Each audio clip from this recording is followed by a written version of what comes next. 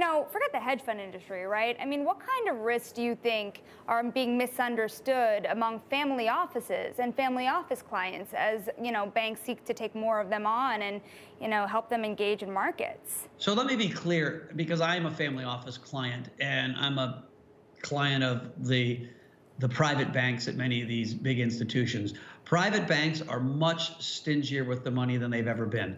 It is brutal, even for a guy as many assets as I have, to get loans from the private bank. And so, this one fund was really interesting because he set himself up not on the private banking side, but on the broker-dealer side, like a hedge fund. And hedge funds have investors that watch your back, that every month see what leverage you're taking and where it is. Right? There's a whole infrastructure in the hedge fund world that monitors, in some ways, for the banks.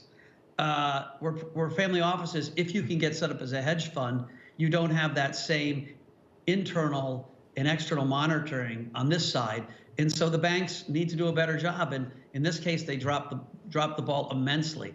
I don't think there are very many, whatever the name is, Arcadis out there. I honestly don't. And listen, I love leverage, and the banks wouldn't give it to me, And so when I first heard it, I was like, how did that guy get so much more leverage than me?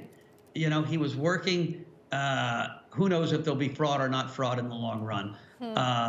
But I think that's a very special case, and I don't think it's systemic, and I don't think it happens a lot. But I'm trying to get to the root of the issue, tying in some of the comments you made about that maybe losing faith in Jackson Hole, as you mentioned, trillions of stimulus floating around.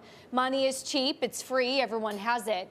Is it that leverage that is the root of the problem? There's too much money in the system and it's free.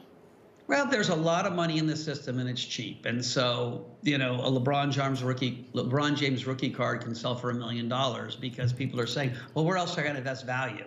I don't have a whole lot of value in these dollars anymore. Let me put value elsewhere. And so we are creating one of the great asset bubbles of all time, period. And that's creating this gap between rich and poor getting worse and worse. And so it's this terrible cycle. But yes, and when you see things like Archipelagos, you have to put them in the back of your head. These are warning signs that we have excessive risk-taking going on.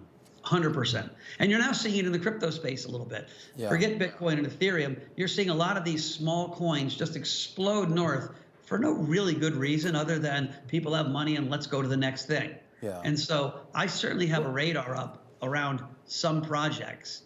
The question is, who's going to turn the spigot off? And right now, it doesn't look like Powell's going to flinch. Yeah.